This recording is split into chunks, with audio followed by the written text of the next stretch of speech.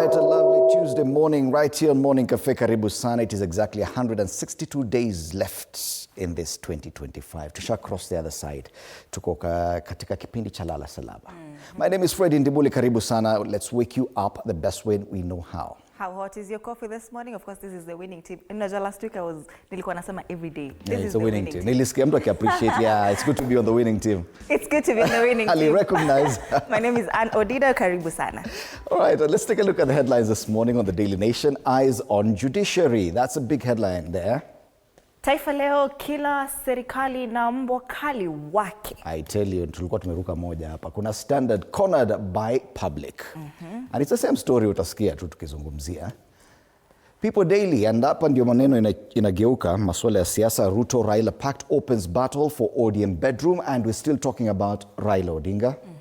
The Star, Raila's 2027 polls game plan unfolds. So definitely Raila Odinga is back on the front pages. We'll be looking at what it means for 2027. All right, and as far as business is concerned, 58 SACCOs face auction over 1 billion shilling unpaid Cusco loans. That's a Business Daily. For State of the Nation, we'll be having these three politicians. James Gakuya, who is a current MP, Embakasi North. Nominated MP Sabina Chege will be in studio alongside Joe Mutambo, who is a former MP Mwangi Central. Do stand by for this conversation as we discuss the claims that the Prevention of Terrorism Act is being misused and the criminal justice system is being weaponized against the political opponents of the current administration, as well as Raila Odinga come 2027. What does it mean? Coming your way at 6:30 this morning. Tuvuke boda kule Uganda. Daily Monitor, NRM's problem constituencies. NRM party elections overseer Dr. Tanga Odoi cited incidents of violence, allegations of vote rigging, and disputes among the candidates as reason for suspending, reviewing, and annulling the polls. Where results were declared, the regions are here: Acholi, Greater Luwero, Kampala, Bugisu, Greater Bukedi, and part of West Nile. This is Uganda. Two candidates declared winners in Bugangaizi, lakini zimekuwa marked. Are these are problem areas? The problem areas. Kama Karamoja, kule Karenga, it was not included in the elections. Serere, it was disrupted by violence. Kapchorwa, election were annulled there. Namutumba, still under review. And Mukono municipality, not concluded yet. Pale chini kuna nyingine. Naitwa Isingiro, pending verification. Na hizi shida ni kama tu zile zinakuanga Kenya. Whenever we party primaries or party elections are concerned, at ODM is still yet to finish their own party primaries. They're saying it will continue for the rest of this month. Lakini ile vita iko, watu wanatuangana proper. Other stories here: opposition reject EC revised roadmap. Kenya returns Karimojong cultural artifacts. We've made it at the front page of the Daily Monitor. Police offer 50 million shillings bounty for couples killer. So the couples who died last week but one, the 60-plus-year-old couple. Invisible war, how CEOs are fighting cybercrime. You know, they say online, sijui mwana, but what a time to be a CEO. Kiwa CEO pale unapatikana. Ukienda concert ya Coldplay, chunga sana. Usiende na HR. Ukikaa vibaya, kila kitu inaenda. It was a look for me. Once they realized that the camera was on them, the shock and fear. Walikuwa nasema hawangejificha, we would not have known. Ile confidence ulikuwa nayo ya mapenzi imeenda wapi? Stay fearless.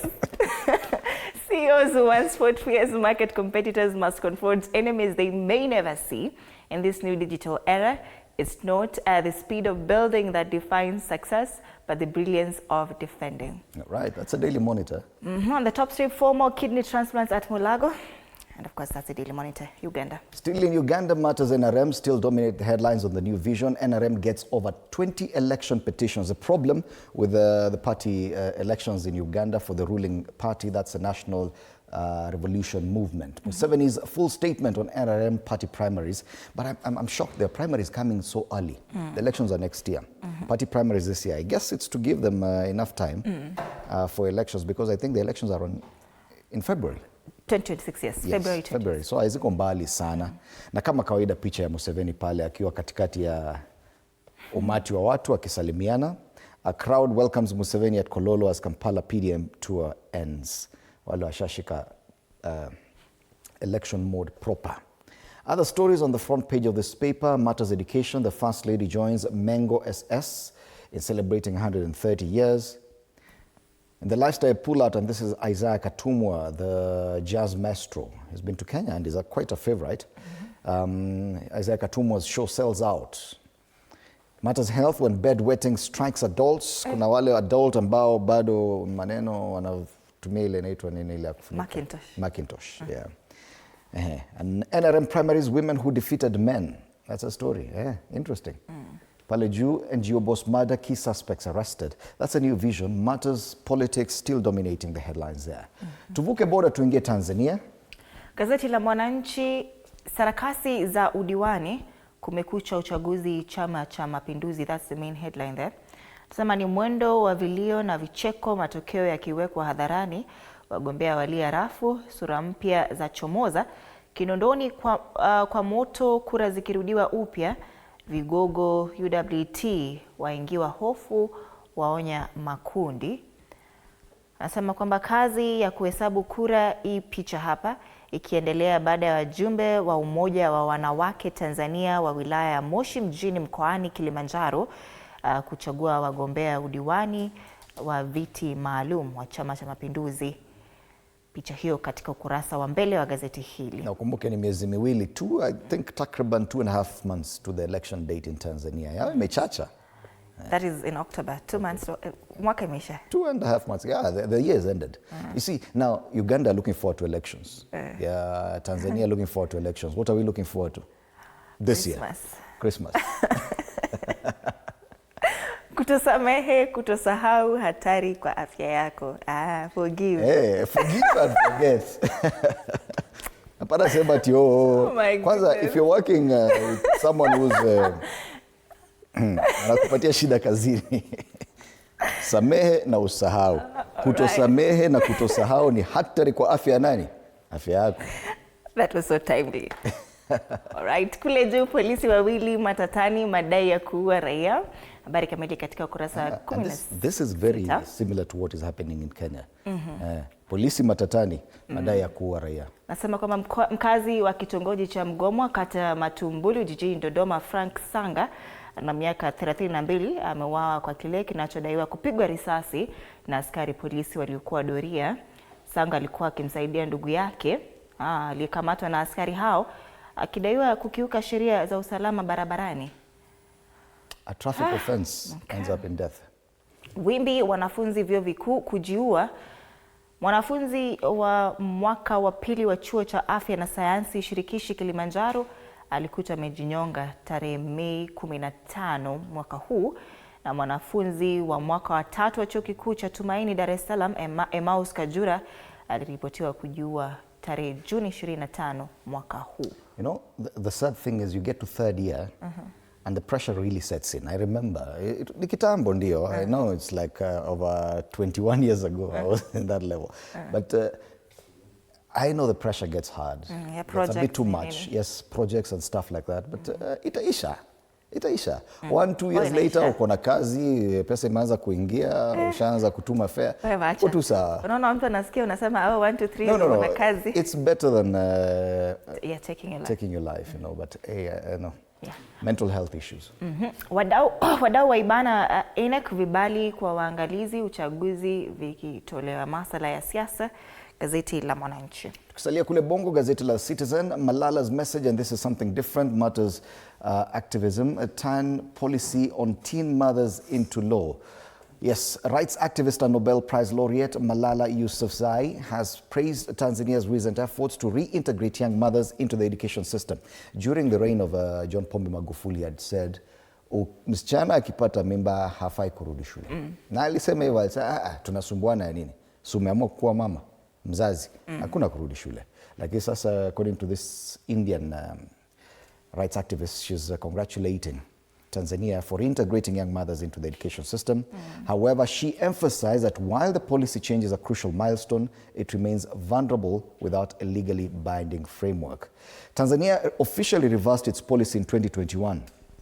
banning pregnant students and adolescent mothers from returning to school in public primary and secondary schools in November of 2021, allowing girls who are dropped out due to pregnancy to re-enroll within 2 years of giving birth. Yani unakubali unaenda nyumbani unalea mtoto hadi miaka 2, ananyonya kabisa, alafu unarudi shuleni. Yes. Local banks expand foreign footprints. That's another story on the front page of this paper. And selection of CCM special seats councillors goes into decisive stage. Preparations for the elections continuing. Tanzania wants stronger coordination for a more secure SADC. Najua wanakuanga SADC na wako EAC pia. Wako sawa pale.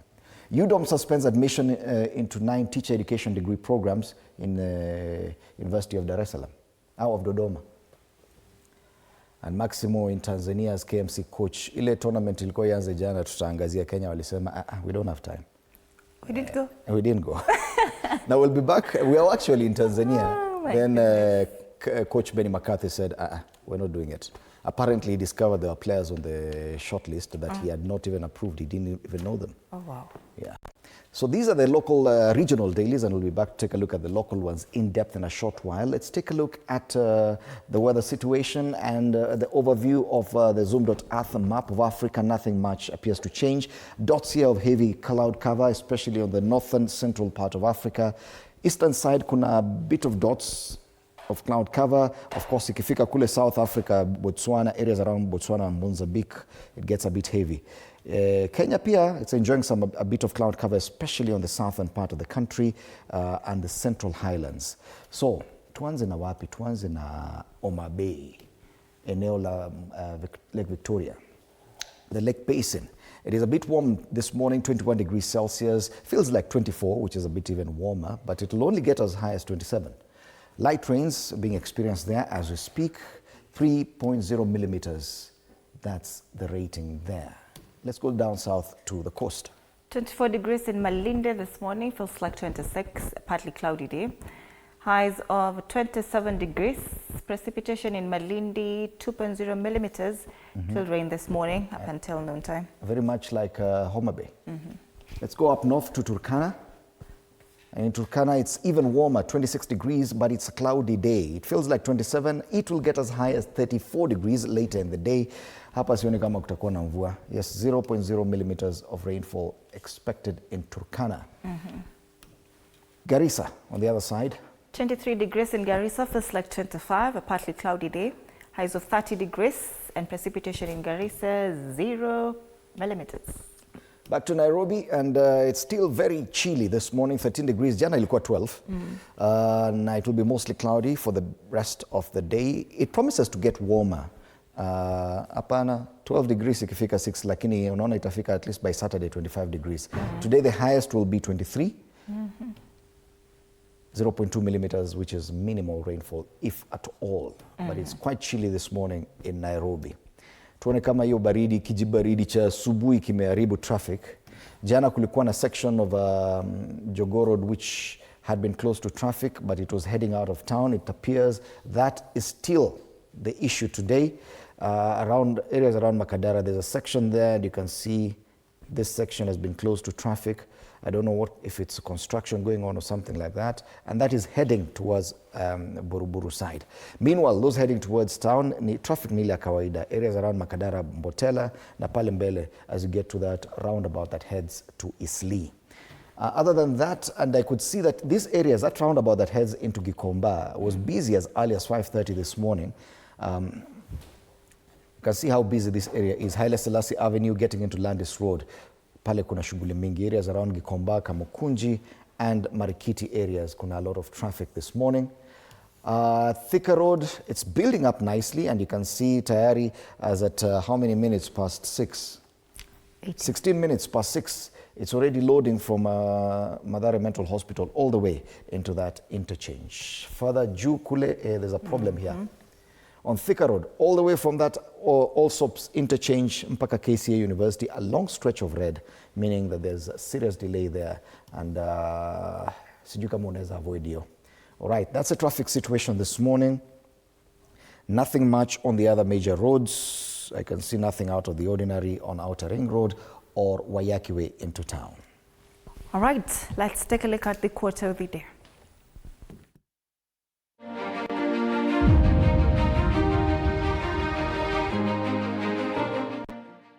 face today's tasks head-on. Avoiding responsibility now only delays the inevitable. Growth comes when you act, not when you run.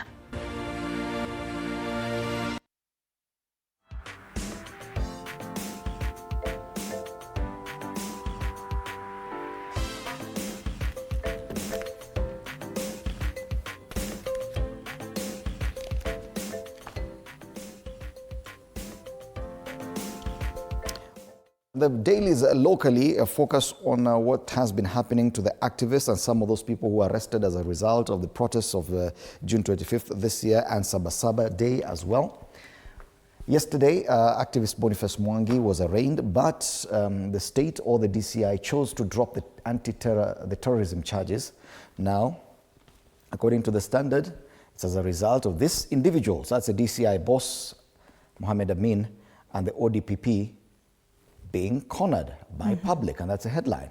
They call them incorrigible. A flood of disapproval from an increasingly frustrated citizenry yesterday pushed the struggling Director of Public Prosecutions to drop the far-fetched terrorism charge against rights activist Boniface Mwangi. The DPP later issued a press statement defending the decision to level such bizarre charges against activists, critics of the Ruto administration and protesters. After the DCI's terrorism claims against Mwangi failed the test and were dropped from the charge sheet, Kenyans now want the outrageous charges against 37 others withdrawn as well. It appears they realized that the charges were not going to hold. So James Orengo, the governor of Siaya, who kitambo alisema, revolutions have a way of coming back to eat their own children. Like I said, this government, when he was a senator, this government will harm you more than it will me. Yes. So he says it is ridiculous to charge Boniface Mwangi and our children who have demonstrated a high level of political consciousness with terrorism. Protected speech and political action should never be criminalized. And yes, it is provided for in the Constitution, freedom of speech, freedom of assembly, as well as freedom to picket and to demonstrate. That's a big headline on the front page of the Standard. Ile story, the murders in KNH. It continues. There's a whole page of that story on page 2. Murder in Ward 7B, mysterious Kalombo Tole and KNH horror. Nilikwambia masuala ya breastfeeding inarudi kwa magazeti. Breastfeeding rate stagnates, putting infants in harm's way. Wamama ni kama wanyonyeshi watoto. Kwa nini? Sijui wananyonyesha nani, lakini watoto hawapati maziwa ya mama. Hapo ndio kuna shida. Yes. Ground shifting beneath Ruto, Raila feet in Western. Na Raila ni kama amerudi kwenye kurasa za mbele za magazeti. All right. Turn the back page. Road to Tokyo. This is World Athletics Championships trials. Expectations high as Kenya picks World Championships teams. Na pale kuna watu kama Faith Kipyegon, Emmanuel Wanyonyi, Mary Moraa were just some of the athletes who are expected to take part in the World Athletics Championships. Ile nimekuambia ile Harambee Stars. Yesterday we were in Tanzania. We were supposed to take part in a 4-day tournament. Lakini tukapanda basi tukarudi. Meanwhile, it's 11 days to the CHAN tournament. Lakini Wakenya wasema sawa, rudini tujipange ya CHAN ingine wachana nayo. And that's a standard. All right, kwanza hiyo story ya breastfeeding wanasema barriers include aggressive marketing of substitutes, stigma na lack of breastfeeding spaces at work. Kuna stigma ya breastfeeding. Ni kama usiende feed mtoto in public. Watu watai kuona chakula cha mtoto. Daily Nation, eyes on Judiciary. Our state turns up the heat on critics. Scales of justice, judicial independence in the country is facing a litmus test following calls by the executive to mete out harsh penalties on opposition politicians, anti-government protesters and civil society activists, some of who are facing terrorism charges and have been slapped with hefty bail and bond terms over their alleged involvement in recent youth-led protests. Will the judiciary succumb to this push or abide by the law and the constitution? It's a question being asked on page 4 and 5 of this newspaper. Courts, the government has been accused of weaponizing the justice system to intimidate and silence dissent. This photo here on the front page is a photo of Boniface Mwangi at the Kahawa Law Courts yesterday, where of course he was charged with unlawful possession possession of ammunition, he was granted a 1 million shillings personal bond. And the matter will be mentioned on August 19 for directions. Ministry raises concerns as working class mothers avoid breastfeeding. It's actually an issue also. It's a big deal. It is a big story. They're saying 3 out of 10 mothers in Kenya are not breastfeeding their babies at all, instead relying entirely on bottle feeding. According to the latest data from the Ministry of Health, the State Department for Public Health and Professional Standards reports that bottle feeding has increased by 12 percentage points, rising from 22% in 2022 to 34% in 2025. And of course, this worrying trend is primarily driven by working class mothers. This is a report by the Ministry of Health, and yes, it should concern many parents because it means that many children growing up will have health issues due to lack of mother's breast milk. Shakahola 2, cult horror resurfaces in Kilifi. 400 people fear died in the Shakahola tragedy, in which cult followers were encouraged to starve themselves to death to get to heaven. Shakahola 2. On the top strip, you must prove your contribution to claim matrimonial assets, judge tells spouse. That's the reason on page 3. And 1 political seats become a family affair, leaders perpetuating politics of inheritance. That's the reason page 7. On the back page, Kenya gets CAF's final nod for 2024 CHAN and 2024 African Nations Championship, just 11 days to go. But CAF Secretary General Veron Mosengo Omba remains non-committal on when tickets for the tournament will go on sale in Nairobi. But at least we've gotten the go-ahead, the nod that yes, we can now comfortably co-host the CHAN tournament alongside Uganda and Tanzania, starting from August 2nd to 30th of that month. We will be there. We shall be there, no matter what. We must be seen. Unfavorable conditions forced Kenya's Harambee Stars to withdraw from the CECAFA 4 Nations tournament, which was to form part of their preparations for the delayed 2024 CHAN in Arusha. That's the Daily Nation. All right, tukiongeza spidi kidogo, kila serikali na mbwakali wake. Moi alikuwa na wake, enzi ya Kibaki wakaibuka kwekwe kabla ya Uhuru kubuni SSU. Ruto pia alaumiwa vikali. Wanasema ni vilio mnamo mwaka 2022 pindi alipoingia mamlakani. Rais Ruto alivunjilia mbali kikosi cha SSU alicholaumu kwa mauaji ya kutisha enzi ya Uhuru Kenyatta. Lakini kwa sasa naye analaumiwa, hasa na Rigathi Gachagua, kwa madai ya kubuni kikundi hatari cha polisi kinachohusika katika utekaji nyara na mauaji ya raia. The blame game continues. Every president comes and says that will not happen under my administration. Then it happens exactly as he said it would not. So 1970 to 2002, Daniel Moi alikuwa na kikosi cha special branch. 2002 to 2013, Kwekwe squad na flying squad wakaja under Kibaki. SSU wakaja under Uhuru Kenyatta 2013 to 2022. Na sasa 2022 hadi leo William Ruto ana madai ya kikosi chake cha 101. Anaitwa 101.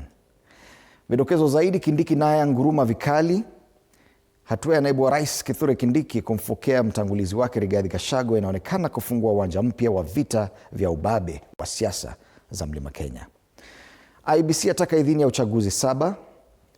Imeandikia bunge la kitaifa ujumbe ikitaka litume ombi la kuruhusu uchaguzi mdogo. Unajua kuna vitu zinaitwa writs that declare seats vacant in parliament. They were actually issued, but because they always give a 90-day notice for that election to happen. By then we didn't have an IEBC, so they expired. They have to be issued afresh by the respective speakers. Uchunguzi kuhusu Shakahola 2 kuna pale, lakini hapa kuna wajaribu kutuambia nini? Ati Arsenal hula makombo ya Chelsea. Mambo yako staki. Taifa Leo. People Daily, Ruto Raila Pact opens battle for ODM bedroom, changing political map. Tuangalie tu ndani kidogo. This story is on page 4 due to the interest of time. Irony as security laws turn to haunt proponents. A paradise of gangs as 300 militia groups reign. There's one is on page 7 now. Annually goons.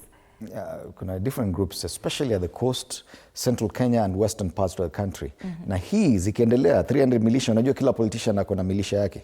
Jeshi la mzee, sijui genge la nani, sijui nani, wakali kwanza.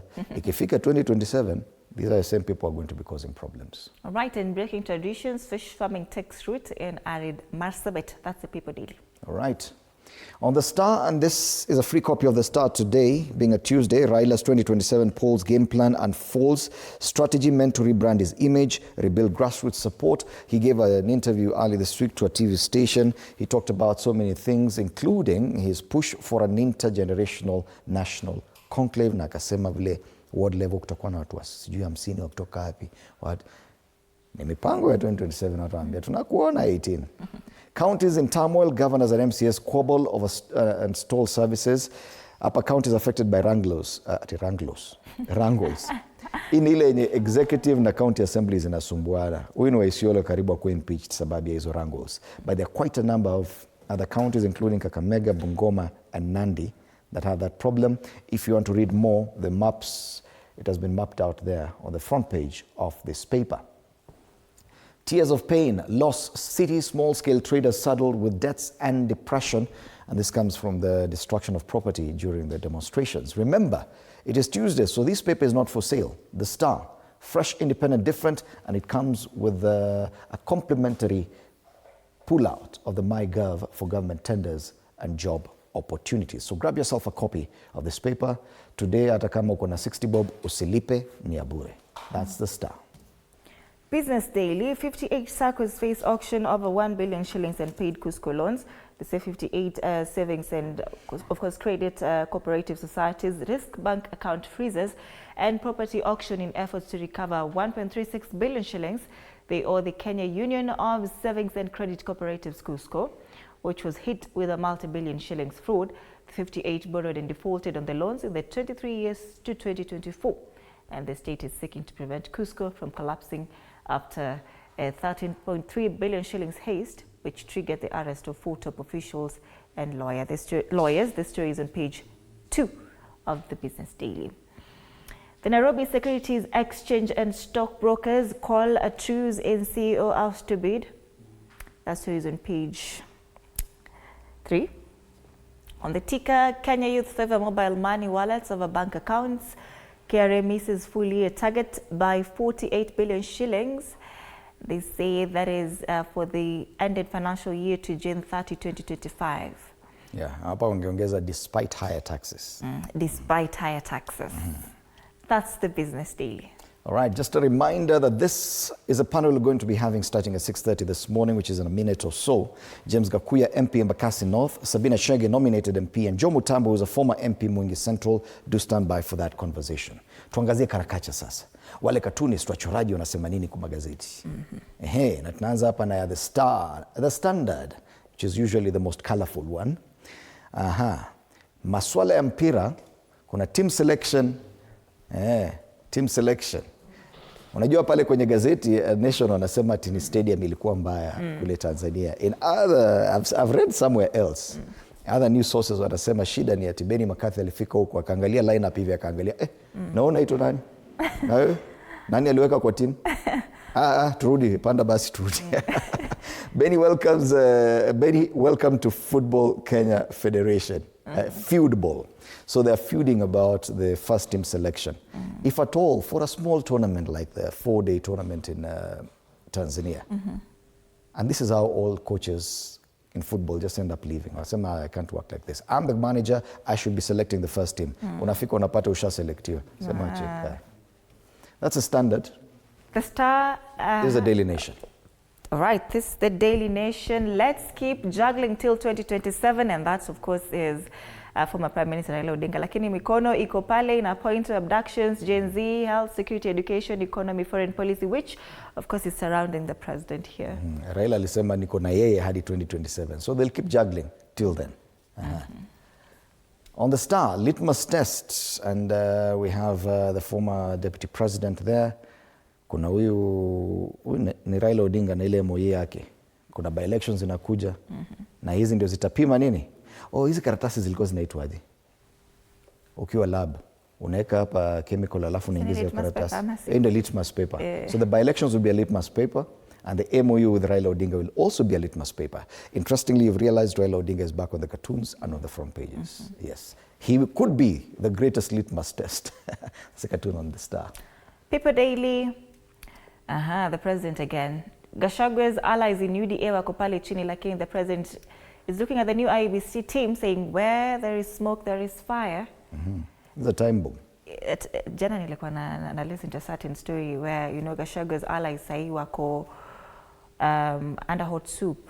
Kama uko in UDA, unajaribu kuweigh if at all you will win the 2027 polls. Yes. If at all you're still there. But ukitoka, you'll need to seek re-election. So unakaa tu hapo. It's a time bomb. But there is smoke, there is fire.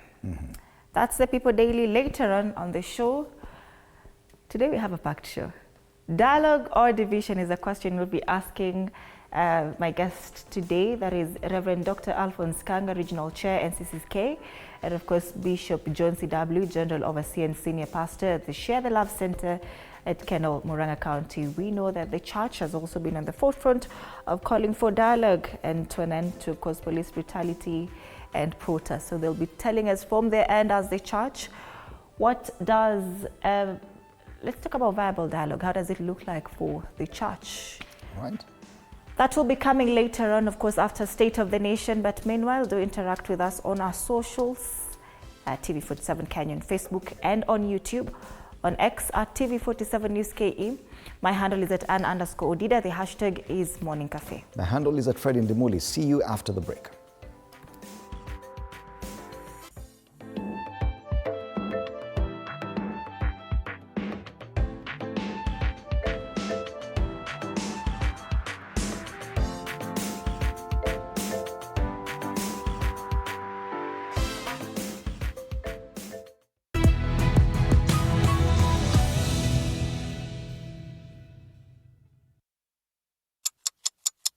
We understand.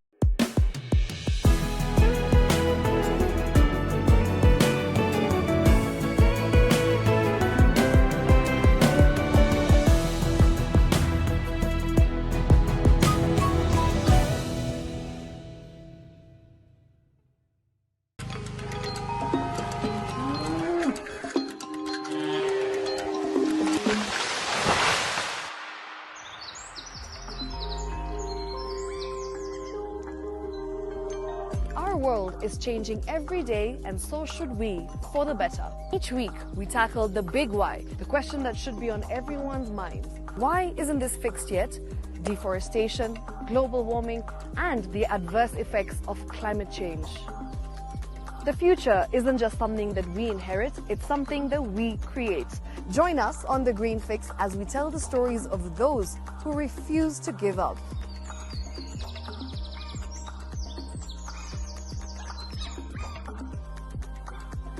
When it comes to fixing the planet, there is no time to waste.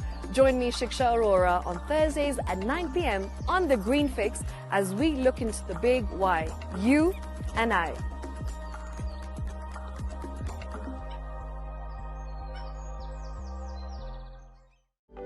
For comprehensive information and education on your health, Body Garage is here. Don't allow anyone to pluck out your good tooth, as long as it is strong and stable. Cancer doesn't start today and you get the symptoms tomorrow. By the time you pick it or the time it is manifesting in you, probably will be there about 5 to 10 years. The eye is the window to the rest of the body. Don't forget to stay hydrated. And of course, you at home, do take your water. So the ultimate test is actually you check your urine. Your urine should be clear. Clear like the water. Yes. Should be able to see the other side of the urine. If your urine is colored or has changed color, you cannot see the other side, then you have not taken enough water. Don't forget regular health checkups. Early detection saves lives. I want the message be, we can prevent cervical cancer. We prevent cervical cancer in several ways. You have young girls and even somebody who's above that age, you can pay at least every 3 years. Somebody should have a pap smear done. If you are 40, 45, 50, going upwards, once a year, please go see a doctor. Yeah, it's just for normal routine maintenance.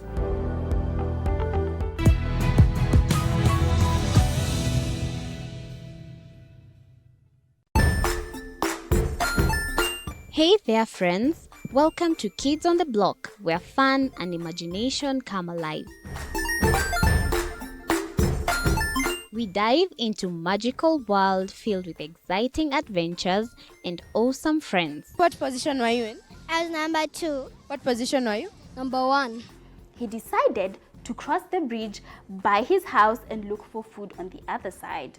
We're going to do half cup of chocolate chips, and the other one, we're going to do half cup of the blueberries. So, grab your imagination hats and get ready to explore with us.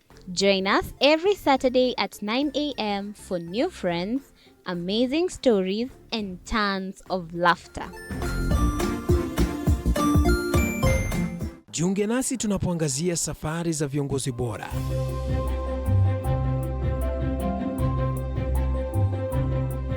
Kutoka kwa ushindi mkubwa hadi masomo magumu. Wakati wetu kwamba wasichana si wa kusoma, ni wa kuolewa, ng'ombe ipatikane, wazazi wakuwa watajiri. Tunashughulikia yote. I wish I were a better investor. My parents taught me how to look for things for myself. Tazama Mfahamu Kiongozi, ambapo kila kipindi kimejaa maarifa, mikakati na hadithi za kukuza azma yako. For me to succeed, I have to fight. Kila Alhamisi saa 1:30.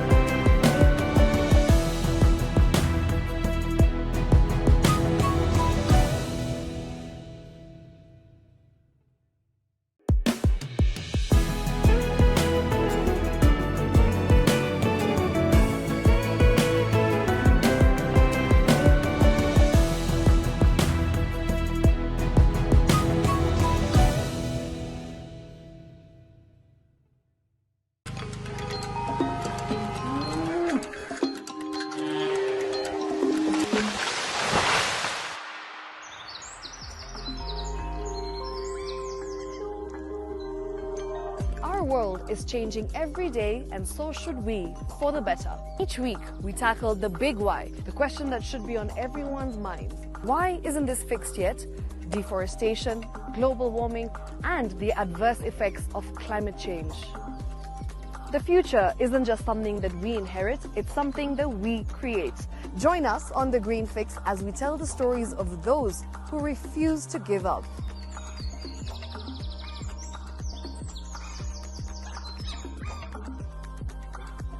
When it comes to fixing the planet, there is no time to waste. Join me, Shiksha Arora, on Thursdays at 9 p.m. on The Green Fix as we look into the big why, you and I.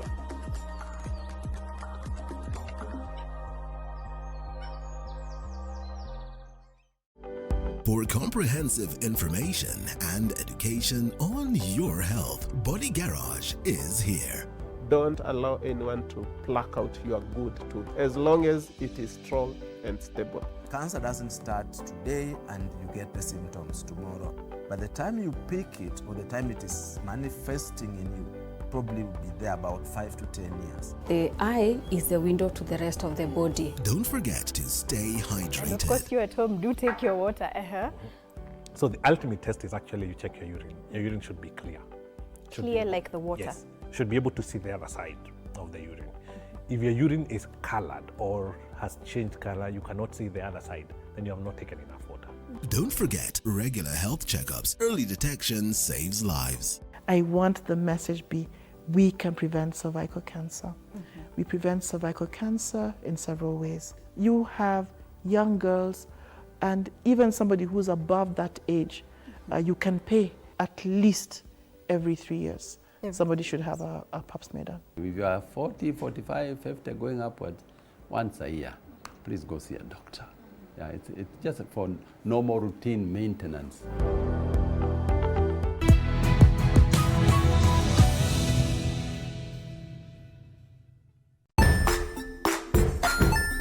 Hey there, friends. Welcome to Kids on the Block, where fun and imagination come alive.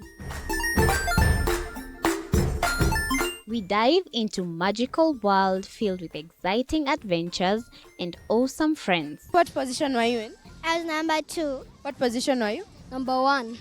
He decided to cross the bridge by his house and look for food on the other side.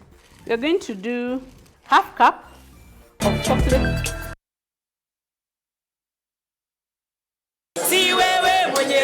In a packed courtroom filled with hundreds of supporters and fellow activists waving Kenyan flags, activist Boniface Mwangi was arraigned at the Kahawa Law Courts on Monday, following his arrest over the weekend. None of us have done anything wrong. Even the kids were here last week.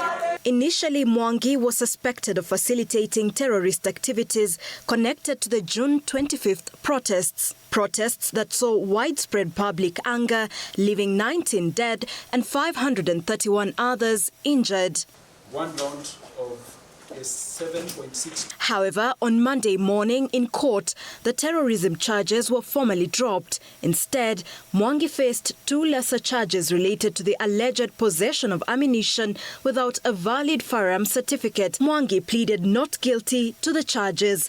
Magistrate Gideon Kiage granted Mwangi bail on a personal bond of 1 million Kenyan shillings pending further court dates. I don't even own a gun. I don't carry guns. I don't own any weapons.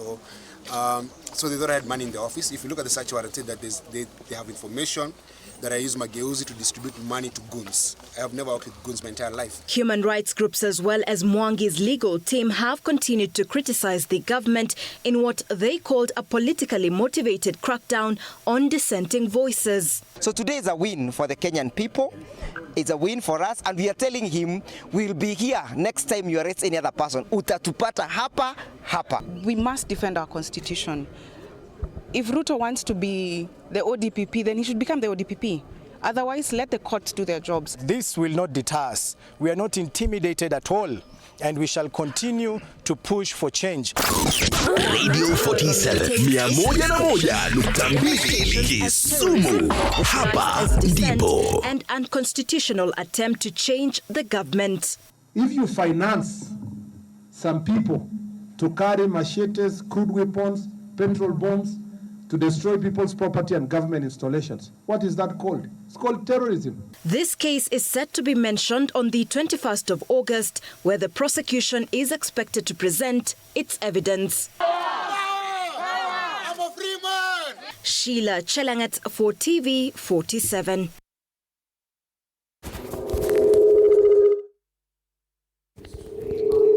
Judiciary, a state turns up the heat on critics. I do apologize for that technical hitch. Eyes on the judiciary, a state turns up the heat on critics. That's a big headline of the Daily Nation. And on the Standard, cornered by public. The fact that the DCI and the ODPP chose to drop the terror charges against activist Boniface Mwangi was arraigned yesterday. He is still on the front page of the Daily Nation this morning. And that's a big question. We kept asking from yesterday, is this a misuse or abuse of the Prevention of Terror Act? Allow me to welcome my panelists this morning, beginning on my immediate right. Joe Mutambo, former MP Mwangi Central, karibu sana bwana Mutambo. And James Gakuya, MP Embakasi North. Gentlemen, karibuni sana. This debate continues.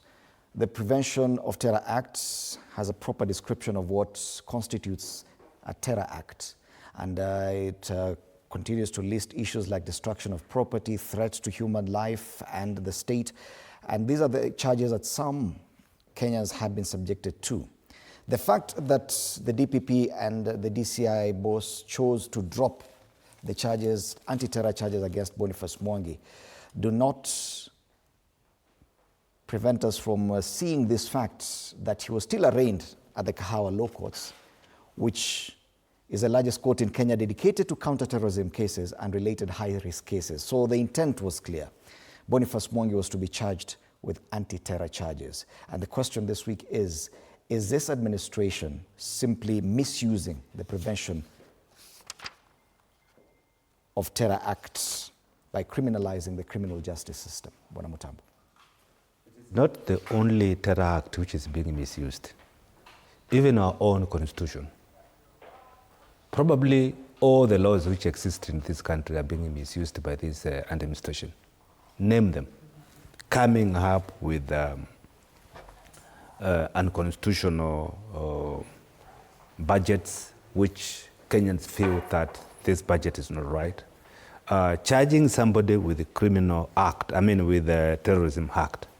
And this is just a mere Kenyan who is trying to exercise their constitutional right to demonstrate and to picket, which is described in the Constitution, right? This person has done nothing wrong. If we say once somebody has has destroyed your property, they must be charged with terrorism act. I'm wondering what happens when auctioneer comes to your house and they terrorize your house and they demolish everything. Will you take them? And they will claim that they were having a court order. A court order. Here is a person who has a right enshrined in the Constitution to demonstrate, and you charge them with the terrorism. It is unthinkable. I don't understand what this administration is trying to do to its own citizen.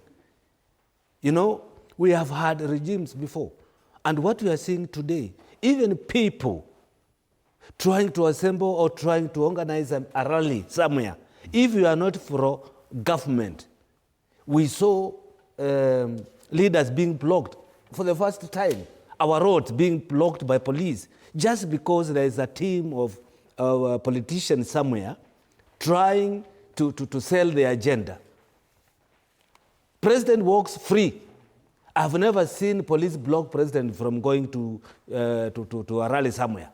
Okay, I have never seen police block the road for the politicians who are in the government going to have either what they call empowerment or whatever. I've never seen. But these are leaders who are coming from church, and maybe they wanted to engage with the locals or with the people or with the Kenyans, and the police barricade as if there is any terror in this country. It beats my knowledge, what is happening. It cannot be this country is for one man, Ruto. This country belongs to all of us. I have a right to assemble. I have a right of association, which is in the Constitution. Why do you deny me that right to go and talk to my people in Mwangi if I want to? Why do you deny me that right if I want to go and visit my friend here and say hi to his people? Why do you deny me that right? And it is my right to assemble, to associate, which is in the Constitution. Going to have a rally, a political rally, does not mean I am a terrorist. Going to demonstrate for my right as a Kenyan, which is a right in our Constitution, does not mean I am a terrorist. So I don't understand what this government is doing. All right.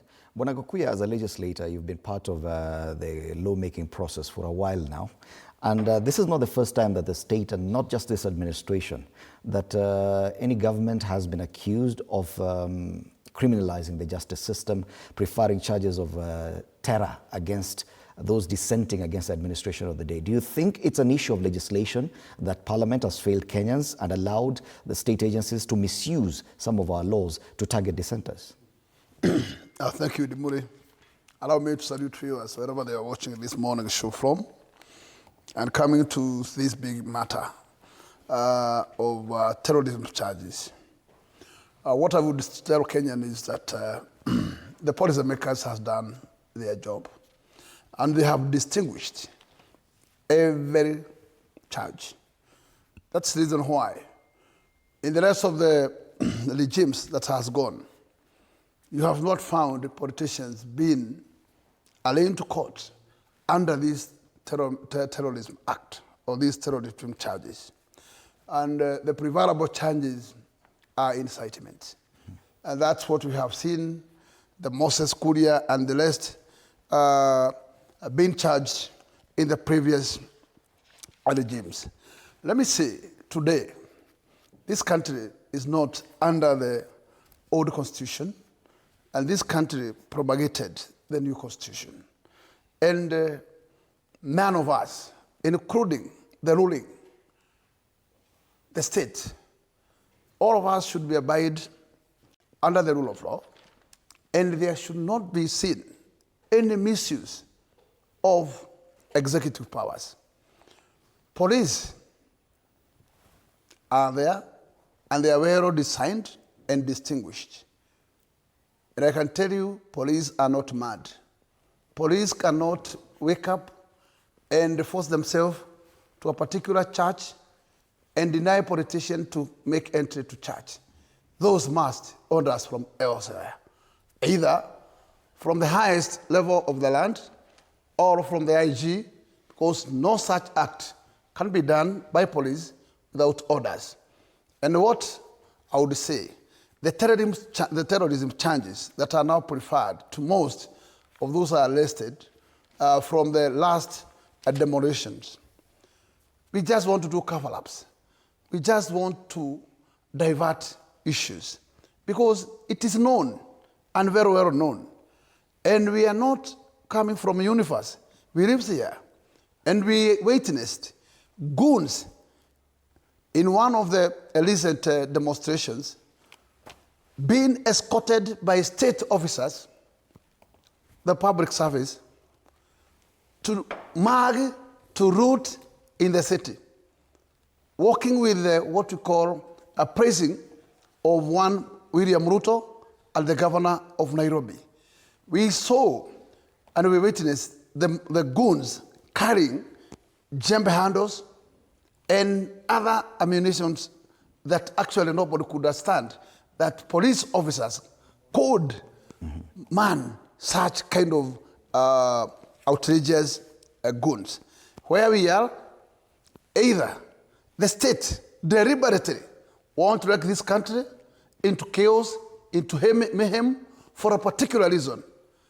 And in no way that the government can be able to separate itself from the recent events that went all over the country, touching the business of people, including the situation of touching courts, DC offices, and police.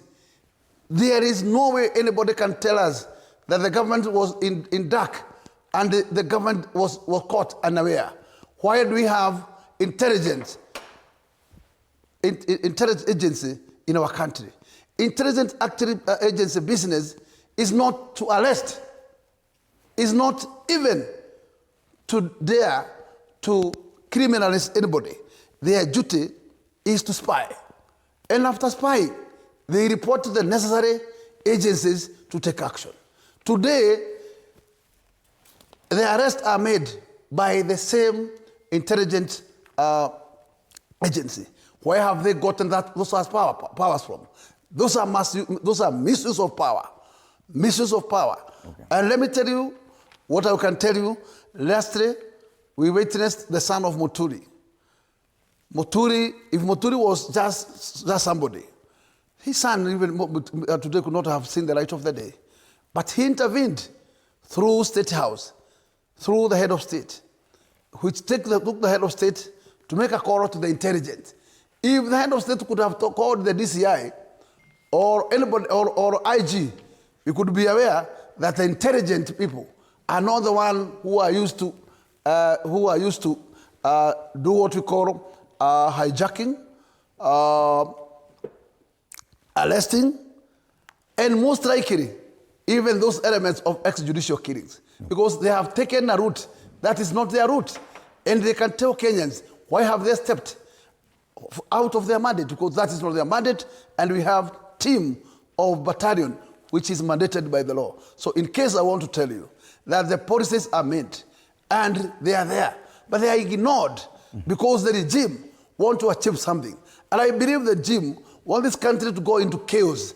And after chaos, then most likely they can invoke what we call the state of emergency through what we call civil war. Right. And that is only what we want to tell the government, that you know everything that happens in this country.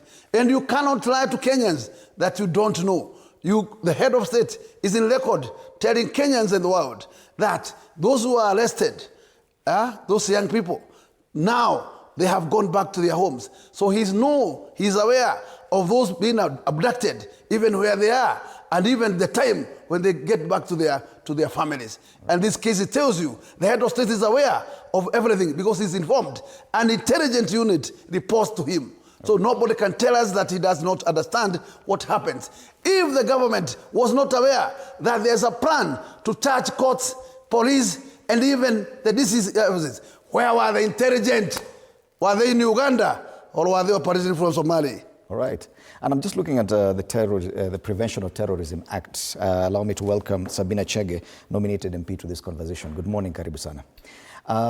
We're just questioning the intention of the Prevention of Terrorism Act and how the DCI and the ODPP are using it now to arraign activists in court. Yesterday, the intention is very clear. Although the ODPP dropped the terrorism charges against Boniface Mwangi, the fact that he was arraigned at Kahawa Law Courts says a lot.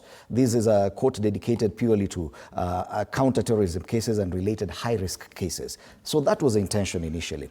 But what was the intention of the Prevention of Terrorism Act? The definition of a terrorism act, yes, includes issues like use of violence against a person, endangering the life of a person other than the person committing the action, creating a serious risk to the health or safety of the public or a section of the public, results in serious damage to property. Some of these things, we've actually witnessed them in the recent demonstration. But was this the intention of the Prevention of Terrorism Act? Thank you very much, and good morning to our viewers. And as you rightly put it, the issue of this, the Anti-Terrorism Act, which was initiated in year 2012, I think amended 2014, 2023, we saw further amendment. You have clearly put it, what its interpretation is about, issues about violence, and the issues of interference with the essential services. We have seen these things happening. But I always say the law is who interprets it and how they look at it and which angle you're looking at it. And we've seen, for instance, the case of Boniface Mwangi, this charge has been dropped depending on how the law was interpreted. You see, they also, on this Anti-Terrorism Act, they also look at financing, the activities that we have talked about. They have also looked at recruitment, training. I think the issue of terrorism, we took it as an issue of an outsider, and I think we also limited it previously to Al-Shabaab and certain groups, militia, illegal groups and such. But as we have seen this law, in interpretation, even the people who interfere with essential services is also an act of terrorism. So we need to ask ourselves, as we interpret this law, do we need further amendment, or do we need clarity, or do we need further interpretation? Because it's clear in the law. So these officers, if they charge individuals on this act, the first question is, did anybody interfere with essential services? Was that part of it? Was there violence? Were people's life endangered? It's in the interpretation, and I think we allow. I can go and accuse my colleague here on a certain issue, and that's why there are courts, and that's why courts exist. And I think we have now clearly seen, initially there was a lot of suspicion within our judiciary. We have now seen the judiciary making their own independent mind and making their decisions, which is the right thing, where judiciaries now seem to be very independent in their decision making. And I would say it's a very good step ahead.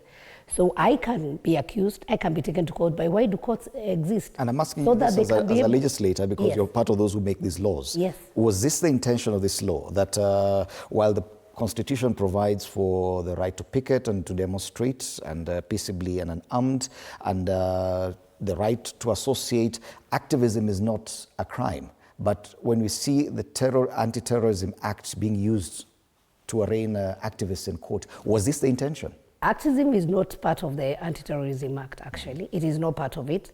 But interference with essential services or bringing violence is part of the Anti-Terrorism Act. And that's why I've said, let us allow different departments in this government to work. Whether it's the judiciary, whether it's OPP, whether it's Parliament. Parliament, our law is to, our main role is to make the laws. Who interprets these laws? It is a judiciary. But my understanding is that as legislators, as we make laws, there's an intention. There's an intention, and of course, that's what I've said. If you look at the law and see the intended purpose is being misused, then it doesn't stop any one of us to go to Parliament. Because that's my question. Do you feel that the intended purpose of the Prevention of Terror Act is being misused at this point? I see the law as the Bible. It depends with how everybody interprets it. Some people will take a specific part of the Bible and take advantage of it to interpret it to suit their own purpose or a certain condition or certain time. So even with the law, you can amend it 100 times, but the person interpreting, depending on how I want to read or interpret it from, you can get a lawyer interpreting this law very differently. So what I would say, let the offices entrusted by the Kenyans to interpret, or even to mediate, if I would say, because sometimes we are very selfish. I can take a specific part of the law because I want it to suit myself, but then it's on the owners of the judiciary to actually be fair and to be just And I to get all you. Kenyans. But you've been part of this process of legislating. The question is the intention, the original intention. Forget about the interpretation, which may come later. If you find that the law that you legislated on, that you came up with, is being wrongfully or wrongly interpreted, what happens to the process of legislation itself? Do you come back and review, or what happens? Could a process to legislate misguide the other processes that follow, including the court processes? You see, as my sister Sabina is trying to explain, although with a lot of pain, because I can feel her, is that the intention, not only for anti-terror law, but for all the laws, is to keep peace and order, is to maintain peace and order, is to protect lives of people, is to protect property. But when it comes now to implementation of those laws, and the people or the arm of government, which is supposed to use these laws as per the intentions, they are the ones who are breaking the same laws. And that's why I started by saying not only anti-terrorism law, it is even the Constitution. Because the moment you deny somebody their right, which is in the Constitution, you are disobeying the same Constitution yourself. So when I mention my sister, it's because I know her. I've worked with her for 5 years, and I know her intentions, and I know she's a very fine, straightforward person who loves this country. But she's caught in between, because whatever you're asking, the victim, the culprit, is the government of which Sabina supports or other people support.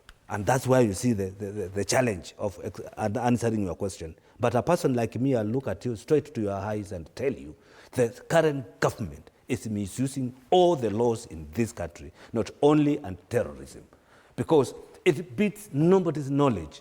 And you know, those who go to court, you have to go to court with a watertight case, okay? What will you tell the judge seated opposite you that this person committed this crime? What did he do? What did Mwangi do? Let's address Mwangi now. What did Mwangi do to charge him or to prefer terrorism charges against him? What did he do? He did nothing. He just exercised his constitutional right to go and demonstrate and to picket and to hear views of what is oppressing Kenyans. There's nothing else Mwangi did. If Mwangi kept quiet, nobody would see him in a committee, okay? But he's in committee because he's speaking for Kenyans who can't speak. That's the only reason. It is not. There's no terrorism here. You cannot tell me there is any terrorist in this country. And painting, our country as a terrorist zone where we have so many terrorists, because everybody who went to the street now is a terrorist.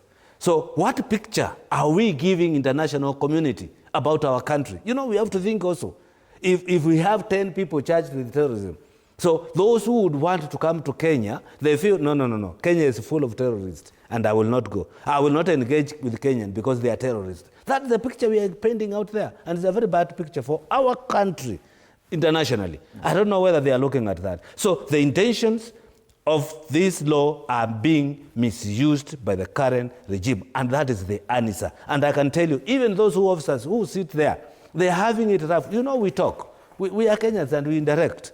Okay, we interact. And some of them are feeling so uncomfortable. But because it is duty, they have to do it. Why did we charge the officer who shot demonstrators with the Terrorism Act? Why did we take them to court with manslaughter or with murder? Why did we charge them with those now capital offenses? Okay. Because they did take somebody's life. Why did we prefer terrorism charges against them? Why Mwangi? And Mwangi has killed nobody. All right. Indeed, there is a penal code that provides for other crimes, including destruction of property, murder, and the rest. But even as the ODPP dropped terror charges against Boniface Mwangi, at least 37 others are still in remand after being charged with under the Protection of Terror Act. And the question is this another instance where the administration of the day is criminalizing or is weaponizing the criminal justice system against dissenters? Now, Bwana Gakuya, because this is not a new issue.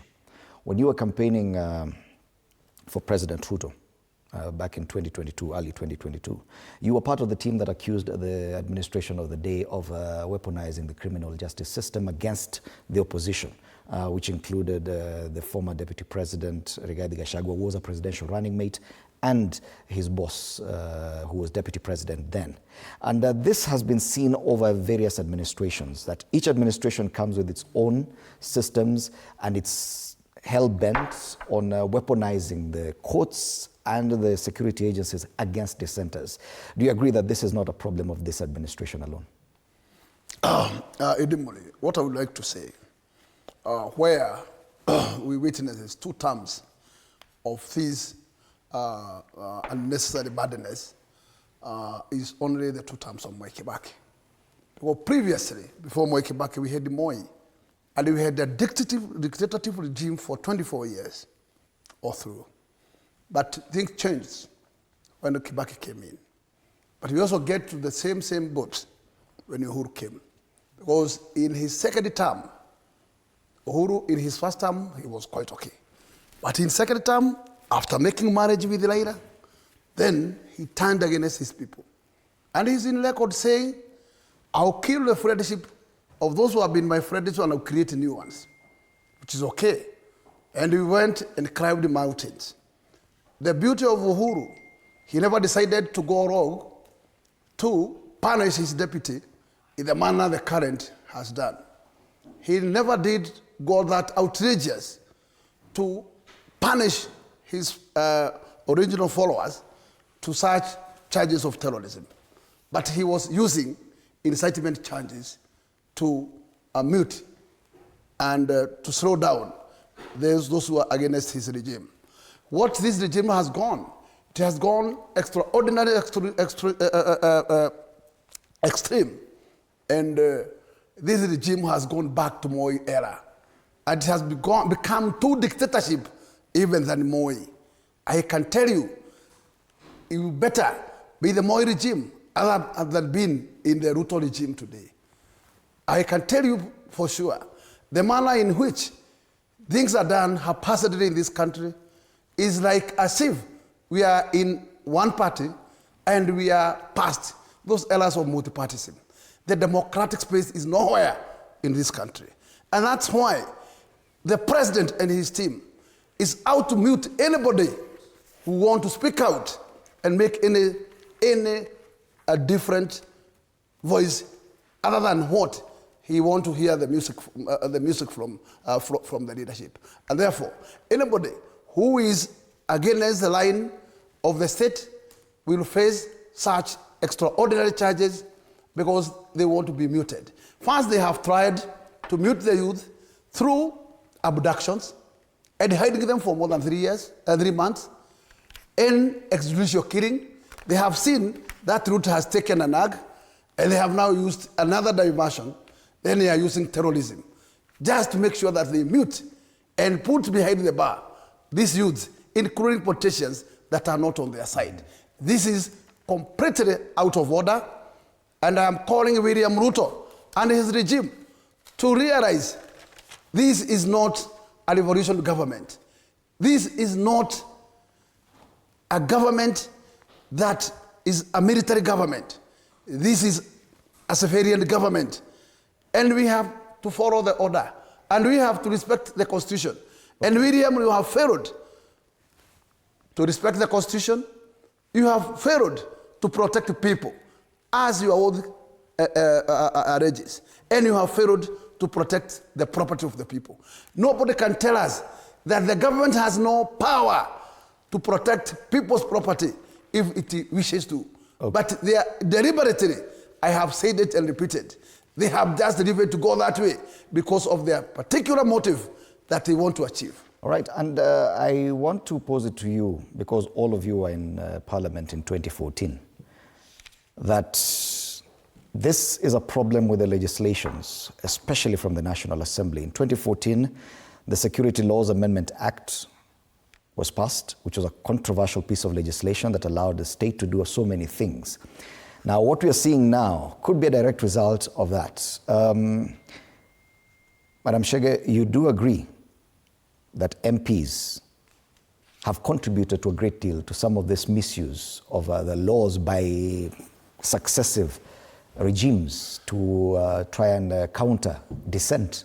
And this is not just a problem of this current administration. And I'm quoting the Security Laws Amendment Act of 2014. I would say might be guilty as charged, because what happens really, I'm happy to hear Honorable Gakuya, the way he's speaking today and how he spoke might be before 2022. And sometimes when you're on the other side, you are easy to criticize, you are easy to even pass laws that may seem to favor the side might be of divide where you are at that specific point. And I think what we need is sober leadership. Is that what happened? That some of you favored that security amendment laws back then because of the side you're with? In Parliament, when laws are passed, it all depends with the majority support. It might be the lobbying and what is the moral or rationale behind the passing of that law. For instance, if we say today the president is very harsh, president is supposed to protect his people. You've seen what has happened. I think during all the regimes, if you look at the Mois, the Kenyatta, the first coming to Kibaki, we've never gone to a level of anarchy that we have seen. We've never gotten to a level where you see people going to break shops, you know, carrying TV, fridge, burning police stations. I don't think we have ever gotten here. And so I actually I sympathize with the president, because he also has a right to protect his people. He has a right to protect all Kenyans. And remember that we already maybe have around 150 police officers, and they are supposed to take care of almost 52 million Kenyans. So even ourselves as Parliament, and as we criticize, because it is very easy to criticize, and you know, being in opposition is very nice, because you can say how things are supposed to be done, because you're not taking any responsibility. But I think we need to call ourselves into order. And that's why I started with asking, with this law, is it being misused? And if yes, what can Parliament do? And having a very sober discussion. And I think the worst part of what we have done is that we sometimes maybe follow the side of divide where we are, not forgetting that this can favor us today, and then tomorrow it will come back and eat us. And we should have a very sober discussion on what is really eating Kenya. Mm-hmm. What is the main problem? Is the problem the activists? Is the problem the huge number of our youth who have no jobs? You know, is the problem unemployment? Is the problem the cost of living? Then how do we address these matters? Because as long as we bury our heads into the sun, in the sand, as long as we do not address the issues that are pushing Kenyans to the corner, you'll find that generally, even at home, you'll find kids are now much more aggressive than we were before. I think at our times, you could not have asked our parents any question. You know, now you tell your child something and they will ask you why. Why do you want me to do it, or why not? You understand? At our time, those things never existed. So we are facing different times, different challenges, and we need to take matters one by one and ask ourselves, what is our role? If it's the judiciary, what is their role? If it's Parliament, if it's the executive, what is their role? Because as long as we keep on pointing fingers, we will not move. We will keep on going back and forth. And the blame game is not going to help, because I believe the president doesn't work alone. He's only one individual. Yeah. Let me just finish. That the president has people who work under him. He has a set of advisors. He has ministers. Even like with the docket we are now discussing, the docket of security, there's a minister who is entitled, who is supposed to be there, you know, taking care of that docket. So the president is one, who is only one Kenyan, who got the privilege of every other Kenyan, or majority of Kenyans, giving him the privilege to lead the nation. But is he a know-it-all? Not I'm really. laying the blame squarely on legislators. And I would say, and because I wouldn't want to say the blame squarely on the legislators. You're the ones who come up with these laws. We have a role, but after we pass the law, there's the implementation. And I told you, there's also the interpretation of law. depending on which side you are seated. And so let us look at it and ask ourselves, is the law the problem, or is the interpretation the problem? Or is the politics of the day the problem? When we looked at like what happened to Boniface Mwangi, yes, we have these two offices. We have the ODPP, you see, and then there is a DCI. So who had given the charges of terrorism? And what happened when the ODPP went to prosecute? Because there's a department that surely should do the criminal investigation. Before then, the ODPP, as they're going to prosecute, these two departments should work very closely so that they can also discuss before they take a matter to court. Because this one, their role is purely to investigate crime. And the Office of Director of Public Prosecution then goes to prosecute the individual. But is it the person who did the investigation? No. So let each and every office, and that's what I've said, we cannot just leave it to Parliament. We cannot leave it to the President. Yet it's the laws that are presented. It's the laws that are presented to a court of law to determine whether this person has offended. The law is very clear. Let the investigators do their work and not follow shortcuts. And then as you go to prosecution, let the prosecution, as they prosecute, be sure of what they are doing. Mutambo, I have a very burning issue. And this is the double standard of application of committing charges. We have seen a member of Naivasha being arraigned to court. At first, he was to be arraigned through terrorism, but in the middle, the charge was reduced to another charge. But we have had Sudi, Kamket, another lady in Northeastern, talking about how to, if the votes are not going to be enough, how to steal votes. None of them, including Marin, the Speaker's pardon. These people has made inflammatory statement in public. Nobody there, even to imagine whether there is charges that can be preferred to them, even to be invited to record in a single statement. This tells you, you are only on the bad image when you are not part of the state. But when you are part of the state, even though you went home with anything, nobody will dare to ask you. So this country is a country of double standard. And that's what we are saying. The regime has turned wrong. And I'm asking the role of parliamentarians in enabling the administration of the day to weaponize the criminal justice system through some pieces of legislation. You are a member of parliament in the 11th parliament when the Security Laws Amendment Act of 2014 was passed by Mutambo. By then, the Siaya Senator, James Orengo, warned on this particular law that this will come back to haunt you, the same people who are passing it. Because yes, you could be on the other side and it will be used against you. Do you agree that it is the legislators who are enabling different administrations to weaponize the criminal justice system? Not all legislators, not all members of parliament. But parliament as a whole? I would, with a lot of authority, accuse the regimes, the sitting regimes, either this one or past. If your memory serves you well, you can remember the fight which was in parliament. The opposition, which I was then, trying to stop this bill. But it went through, you remember when we were treated to a narrative that even the clerks, even the how do you call those, sergeant at arms, they were saying, they were voting. What was that? It was something which was cooked from somewhere. It was not the process of parliament. That bill, the way it went through, let me tell you, and I want to remind Kenyans, it went through a war, fight. Members of opposition and members of who were supporting government. And it is the same thing happening today. If a motion comes to parliament, and unfortunately it's like we have killed our opposition, it's like it's not there. When they try to oppose, and because the numbers are less, they will not see the light of the day. So the eyes will have it because that bill or motion or whatever it is being propelled by the sitting government.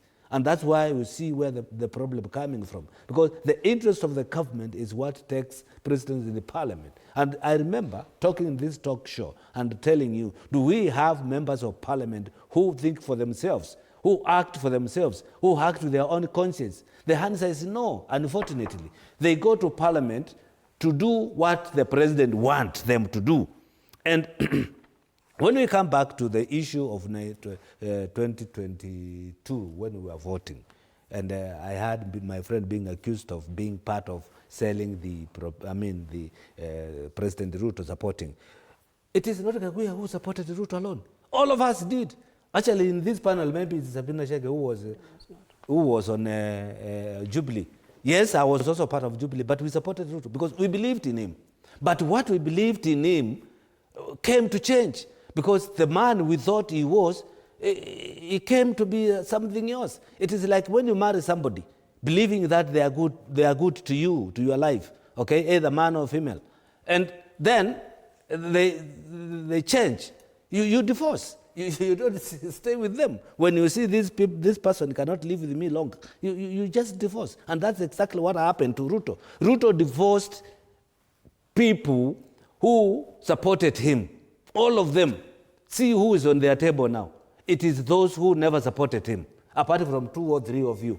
The rest, he poached those who were in ODM, he poached those who were in Jubilee, and the people who stood with him during that time of need, he chased all of them out. And that is where the problem now starts. And that's why I want us as Kenyans to ask ourselves, at what point have we found ourselves where we are? Whereby even security officers themselves, you transfer a security officer, a police officer, and he tells you, no, I will not take that transfer. It has never happened. Why have we reached there? It gets to a point that everybody is agitated. Everyone in this country is very mad with this. And that's why you see people go to the street. If people are happy, they will not go to the street. Okay. They are going to the street because they are not happy with the current regime. And that is a big challenge for Mr. Ruto. And as we finalize this, Boniface, because I've not been able to address a straight question to you on this issue about 2014, you were a member of Jubilee Party then, which was in actually TNA in the first, and you supported the administration of the day. How did you vote when it came to the Security Laws Amendment Act of 2014? Did you support it? One thing, let us agree, Dimuri, I did support them. Because this country was in a very chaotic way on a terrorism. Don't you think that action is what is coming back to bite you now? But in fact, whether we would like it or not, we must craft laws that can be able to protect this country to go to the dogs. Because the manner in which terrorism was in this country was on high spirit, and nobody could allow to have soft laws that cannot be able to shape this country. And let me tell you, those laws has also protected this country, because those who has been caught under those particular saga has been taken through that hard laws, and those laws has done something. Mm-hmm. It's only that the regime currently want to turn against its own people, its own people who has no single dot, even anything to be referred to terrorism charge, because they have a motive to mute, one, politicians that are against them, number two, youths that are against them. And that's why first I said they introduced extrajudicial killing and abduction. It has brought a lot of chaos, and that's why they have now diverted now to introduce this particular charge of terrorism, because they want to put people behind the bars.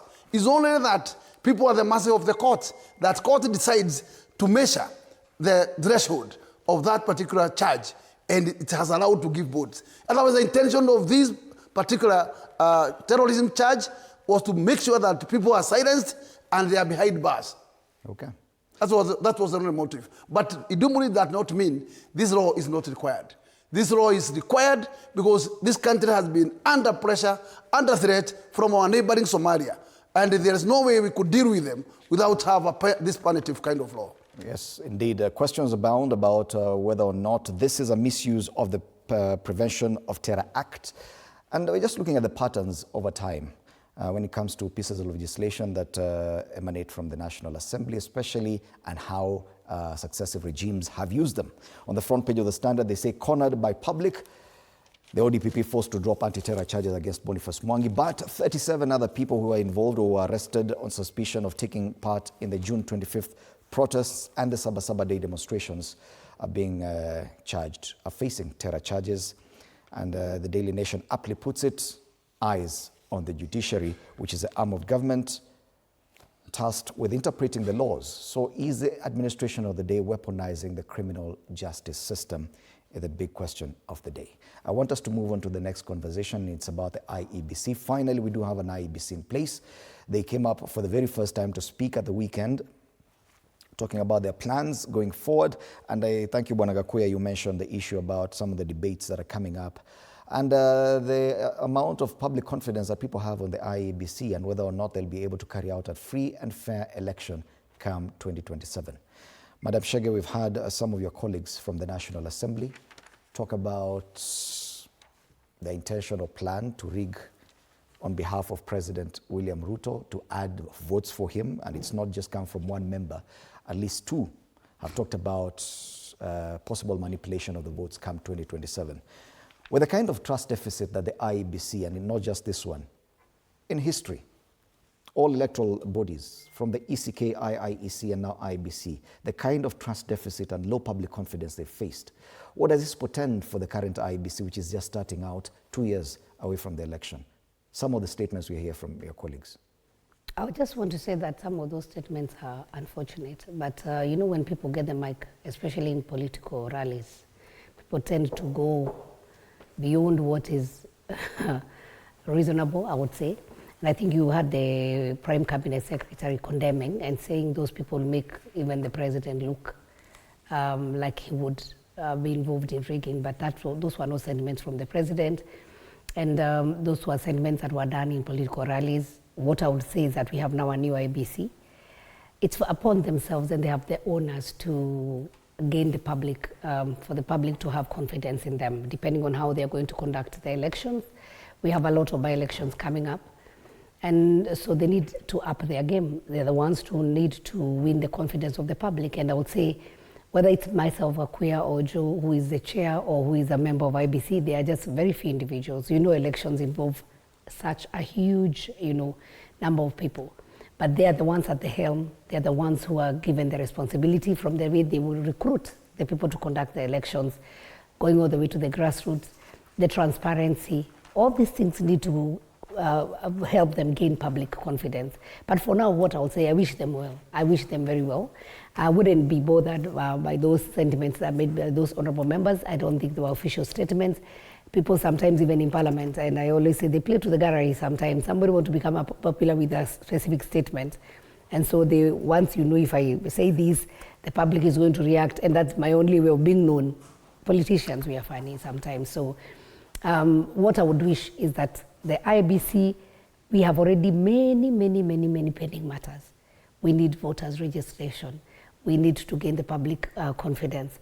We need to make sure that we have a clear database of the voters. We have, from the last time we did the voter registration, there's such a gap. And so we have many people who have not registered as voters. That should be the priority. The areas that they have not had representatives should also be their priority to make sure that they conduct those elections. I think they have communicated already to the parliament for the seats that are vacant. And I think very soon we are going to know the dates for the by-elections. That is their priority. They just need to focus, and I would want to urge those new members of IEBC that they focus and avoid politics. Let them focus on the work at hand, because their plate is full. I am not so sure how they're going to survive within those 2 years remaining, it's actually 2 years remaining, because there are many things that are also meant to be done as per the law. And I think their priority now is for them to sit with their league officers. And because the Secretariat has been existing for a very long time, I hope now that the commissioners are there, it's upon them now to start prioritizing, because there are things that are bound. They have a timeline, and they need to be done before we see that we are ready, all of us are ready for the elections 2027. Oh, yes. Indeed, the IEBC has its work cut out, including by-elections for 7 legislative positions at the national level and so many things. But given our history of contested elections over the last 20 years and the kind of statements we are hearing now about possibility of rigging the elections, do you think that it's possible that Kenyans could get to a point that they trust the IEBC in delivering proper results come 2027? One of the good things which has happened in this country, and that's why we are talking about laws, and as much as we are condemning Parliament, I applaud it because there is a law. which state that the results of a polling station are final. I would dive into that. And when I have that law in place, knowing that the results which will be announced in my polling station are final, I will not bother what these guys say, whether they will steal or they will not steal, or they will hide, they will not hide. I will not bother. Because we have the final call at the polling station. What IEBC needs to do to gain public's trust is to take the Constitution, if they have any copy in their closet, and wipe the dust and read through and get to understand what they need to do as a constitutional requirement. And one of the things they need to do now is review of boundaries, because it's a constitutional requirement. It is not a government requirement, it's a constitutional requirement. And we are way behind the schedule, because the Constitution dictates when to do boundary review. So that is one of the issues which actually they need to wake up tomorrow and start telling Kenyans, what are they going to do about it? Are they going to do boundary review, or are they going to do it next year, or when? They need to tell us. Then they also need now to go down to their office and start implementing what they're supposed to do, because we have so many constituencies which are not represented. All those by-elections, they need to work on that. Because if they want to gain the trust of the people. But when they go there and they maintain the status quo, whereby now the sitting regime don't want this to happen, don't want that to happen, and they follow that, that is where now people will lose the confidence, the way they have lost confidence in police, in some other institutions. But now the only hope for Kenyans is the courts, because courts are impartial and they look at the matters which are before them, and if they don't have threshold to take next step, they release people. And that is what is happening in the country, and that's the beauty of our constitution, because we have three sets of government, and judiciary is becoming number one of those arms of government, followed by, I would say, parliament. Then the executive is last, because it has done a lot of, a lot of injustice to Kenyans, which they are supposed now to serve and to make sure that their lives are better.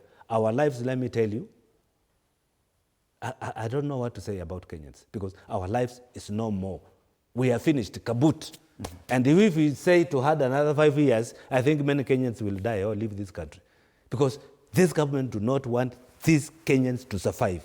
They are killing us with everything. Okay. And at least there's a sense of hope there, at least a vote of confidence in the IEBC. But Bonagakuya, do you share in the same confidence that this commission, despite the questions that were asked about how they arrived at the names and everything, and the kind of statements that you're hearing from members of the National Assembly about 2027, do you have such confidence that the IEBC will deliver? As a Kenyan and a political observer, I'll just give them a benefit of doubt. But already before they have kicked their business, there is already taint by the process which made the last one candidate, who was snicked from a set of 6. Already the first lot gazetted. This was long, and that was a long indication, because that particular candidate is known, and his relatives are known. And when he was asked during the panel of parliamentary panel, he responded that he's connected. And those kind of elements are the ones that taint a process. We are not coming from heaven, we live here. And we witnessed how William Ruto was declared the winner. It was a big battle. There is one senator who is a currently sitting senator from Narok, who headed a battalion at the announcement point at Bomas. And I was there. I witnessed that particular crazy situation. The police were there, manning, but they were helpless. Those guys antagonized everything, including chasing away the commissioners. And the commissioners were helpless. So in this scenario, because we have seen William Ruto copying his previous regime act that actually he suffered from, he has made the same, and he has repeated and has done worse than what that regime did to him. Wow, how sure are we that that kind of commotion we found at the last announcing point, we are not going to fight it? We are not going to have a separation of a commission where Cherera 4 dished from the others through what we call outside manipulation, outside forces. The reason why we wanted to have a very free, fair, and accountable process is to clear these dots. And I will give this team a benefit of doubt that they can deliver. But if only they will not allow themselves to be twisted by the state. Because the state is in competition in this particular election. And they will make sure, if those who are making statement that there is no history in Kenya for one-term president, it means they have their preparation. If you have people pronouncing that if the votes are not going to be enough, they will steal for the president, and no action has been taken, how sure are we? How comfortable are we going to be? So it's only the chair and his team to redeem themselves and make sure that they clear that image, and therefore serve the purpose that they have been sworn in to serve. Okay, and one of the issues that the IEBC will be called upon to do for the very first time in its history of IEBC is oversee possible petitions of recalling members of parliament. Already the chairman says there are 4 petitions that they've received so far. There were challenges with the laws before, and now I'm talking to legislators. Do you think we've gotten to a point where it is possible to recall a member of parliament? I think the law is clear, but I don't think it's as easy as said.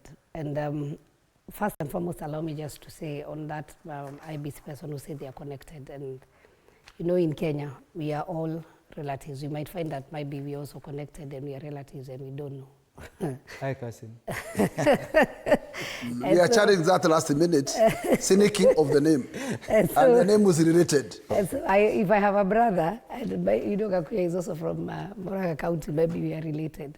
If I have a brother who qualifies to be in a position, I don't think by the fact that I am a politician, that denies him or even my sister a chance to serve if they can serve Kenya as well. So I'll say, let them serve with integrity and let them prove maybe the people who are doubting them wrong. The issue of members being recalled, as I've said, for the first time we saw the impeachment of a deputy president, and that exists in law. So I'd also say it's possible to recall a member of parliament. It all depends with the threshold, has it been met? And if those people have really followed the procedure, I don't think anybody is immune to law. So I'm waiting to see which members, what is the criteria, what are the reasons for recalling. I am not aware of which members, but I would say it is open. Yes. Anything can happen after the impeachment happened. Anything can happen. And it's still back to issues of legislation, because Article 104 simply provides for recall of member of parliament, but Section 2 of that says Parliament shall enact legislation to provide grounds. And the challenge that has been there is that members of the National Assembly ensure that the laws are enacted to ensure that this article can work, just basically ring-fenced their position as MPs that no one could recall them. There have been attempts to actually reduce the threshold for recalling an MP. Do you think we've gotten there, or is it a futile attempt to try and recall a member of parliament? You see, when you ask Haina to judge itself, you are unlikely there's a lot of, the possibility of not getting justice is too high. When you ask members of parliament to make laws on how they will be recalled, they will make it so difficult for you to recall them. And as we sit today, the laws we have, I don't think there is any room to recall a member of parliament, even to impeach the president. If you go through the laws, they made it so difficult for Kenyans to enjoy that kind of a law. Kenyans, you have it, but it is hopeless for you. It cannot help Kenyans because it is too tight to prove that this member need to be recalled.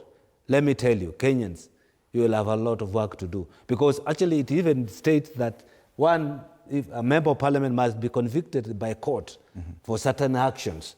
And when you don't have that conviction, you may not. So at what point will you now prove to court or to parliament or to wherever that we want to recall this because we have this order from court and we have done all this? It's next to impossible for a simple language. Because of time, allow me to ask Gakuya the same question.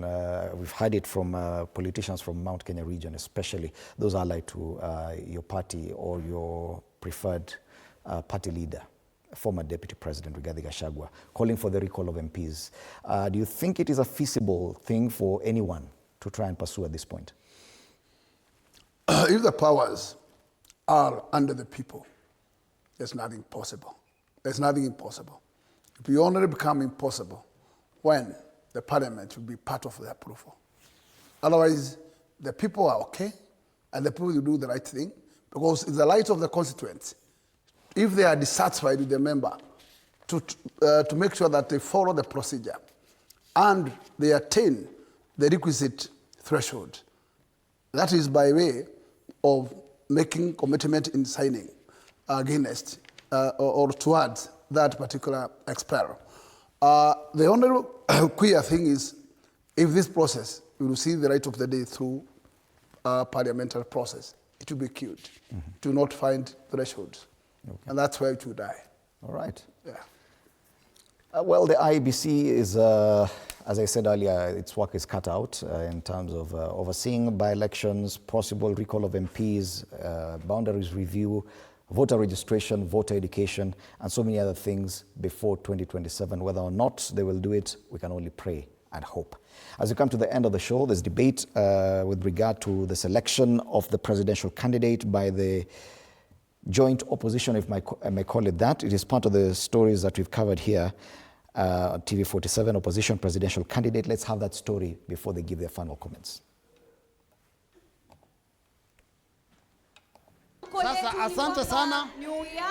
The opposition coalition's journey towards the House on the Hill may officially kick off in December next year, following decisions and agreements made by its top leaders. Speaking in the United States during the opening of new DCP party offices, Gachagua said the coalition has laid out elaborate plans to oust President William Ruto from power through policies they believe will appeal to Kenyans, including improving the economy, which they claim has deteriorated since the Kenya Kwanza government took over. Your biggest program is lying. We obviously cannot improve on it. We want to bring a new government to put an end to lying. Gachagua stated that the opposition intends to announce its presidential flag bearer in December next year as part of its efforts to ensure President William Ruto is removed from office in the 2027 general elections. Na yule mtu yote anataka kuwa rais. Tumesema kila mtu aende atafute kura zake. Kila mtu asanye zake. Pale mwisho next year, hapo after Christmas, tuketi tuweke kura kwa meza, tupige hesabu, tuulizane nani atapeperusha bendera as one candidate only against William Ruto. Even as they do so, the former second-in-command believes he is the best candidate to transform the country. I am a front runner, and I think I have the best chances to be president. But I want to give you a commitment. If the formula does not favor me to send Ruto home, I'll sacrifice my ambition and support whoever the formula favors. He attacked his former boss, President William Ruto, responding to claims that the opposition has no policies or plans for citizens and only criticizes the government. And finally, I have seen you say that you did not overpromise. I want to correct you. You didn't overpromise. You overlied. However, he said it is true that the president made promises during the 2022 campaigns, but they were all lies, meant to deceive Kenyans into offering support. Mimi namuelewa sana, lakini uongo.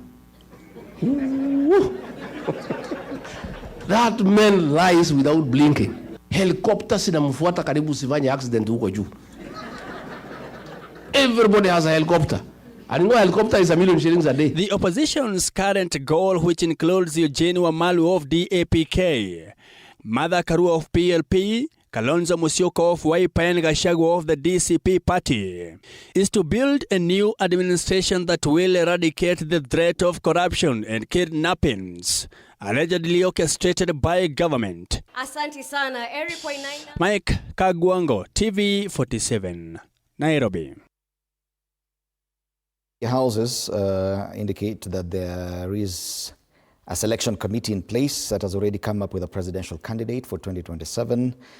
And some even go ahead to name the possibility of Kalonzo Musyoka being the presidential candidate. I do not know. These are just issues going around. I'll give Sabina Chege the first go at this. Do you think that the joint opposition has a capacity to remain united and come up with one candidate in 2027? The way you're observing them from outside, I know you're an outsider, not in that. Yeah, I thought I was the wrong person to answer that question. But I think we have seen Kenyan politics, and at the end of the day, finally people go back to their tribal cocoons, and then the people who are your supporters and the numbers. And so I would just wish them well. I hope the center holds till 2027 because it's too early. We normally say one day in politics is a long day. And so with now Kalonzo, we have Martha, we have Matiang'i, now we have also Rigathi Gachagua saying he also qualifies and he thinks he's best, but he also added that if somebody else seems to be best, then he would step down. And this is just 2 years too. You never know, maybe by next year there'll be Gakuya, there'll be Sabina, there'll be Mutambo. Raila Odinga has also not really indicated what will happen. So for me, it's a wait and see. And for now, I would say it's too early.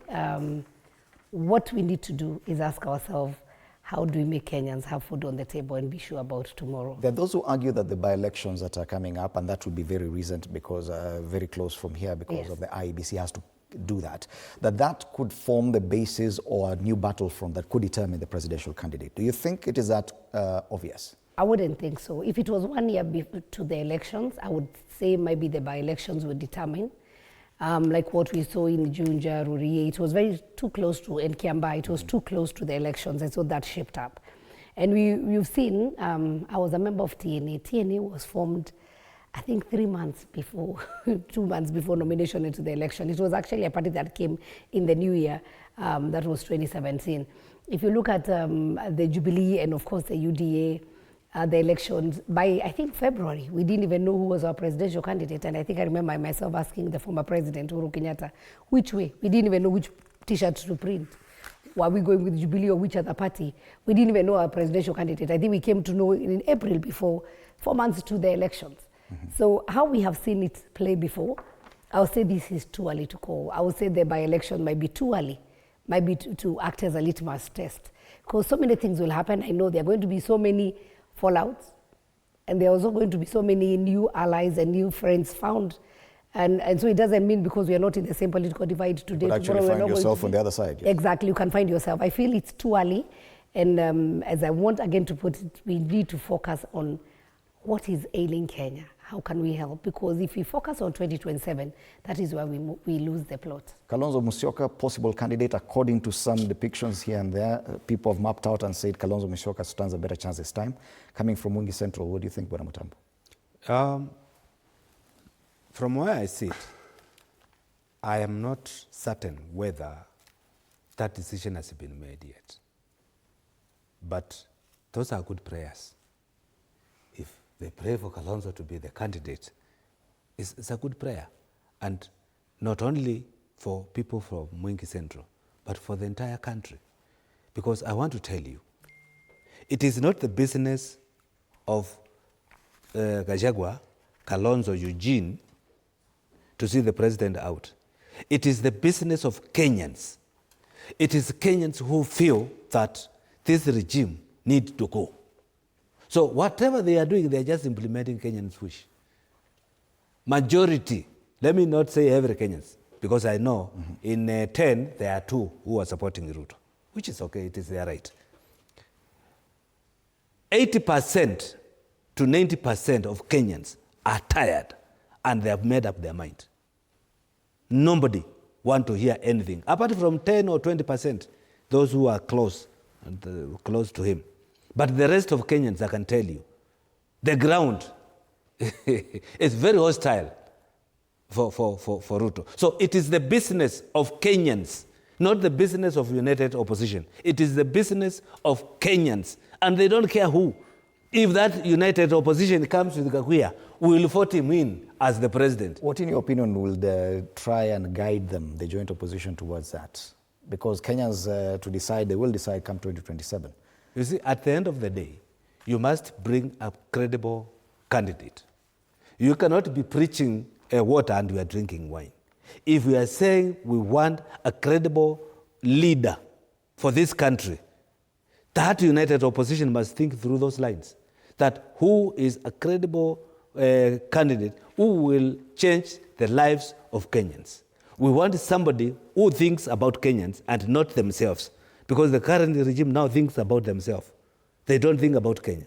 Okay. No one thinks about what will happen to other Kenyans. It's all about themselves. So we want to change that and bring somebody who has Kenyans at heart. Somebody who will look at Sabina and say, Sabina, you never voted for you, but you are my fellow Kenyan, I am a president, and I love you.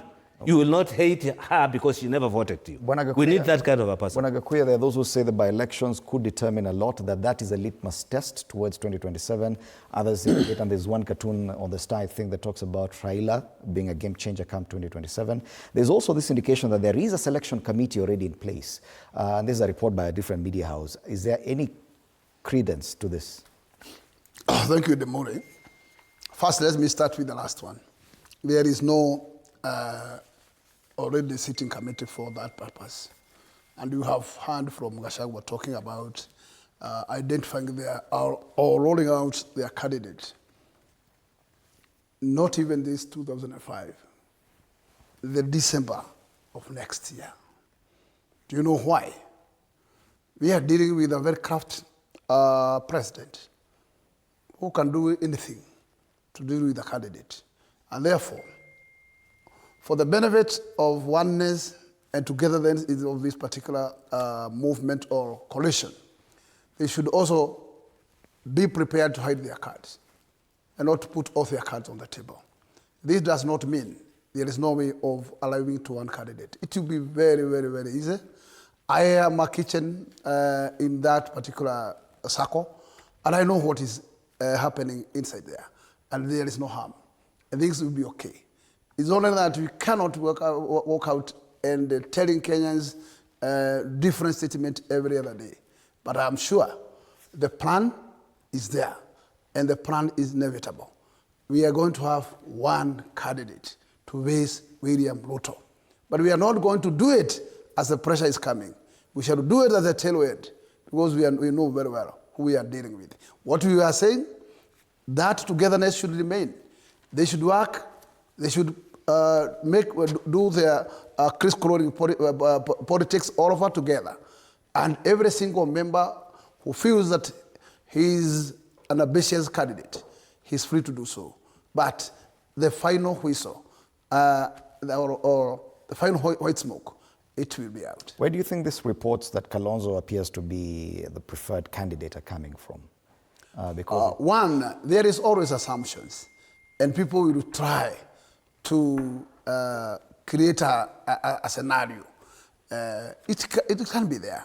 He can, even Matiang'i was in the offing we have had, it is Matiang'i, then it is Kalonzo, but let me tell you, at the tail end, I'm telling you for sure, there is a mechanism to have one candidate out of the whole team. But this is not going to come out until 2027? No, at the end of 2006. 2026? Yes. All right. We have about 3 minutes left, so a minute each for your final comments. Let's start with you, Madam. I just want to tell Kenyans here, you know, last election there was the issue of tutachagua mwizi anatuimbia. You know, then the same people who are in the same group, they all came back and now they are talking about lying president, who, if you look at the sentiments of the same people who are with the president, they had the same similar sentiment, but because they're on the other side now, he has become a lying president. And the recent chaos and anarchy we have seen in this country, my comment will be this and my plea to Kenyans, that the right to life belongs to God. And also, the power and authority is given by God. I've been on this table again and I've said we will not have an angel as a president, and we have to be very careful on how we select our leaders. We can be incited by leaders and we can also incite the people because of our own selfish positions, because we are looking at 2027. My plea to the current leadership, whether you want to call yourself opposition or in the government, let's focus on what is ailing Kenyan. Let us serve our people. Okay. Without looking at the position I want to have 2027.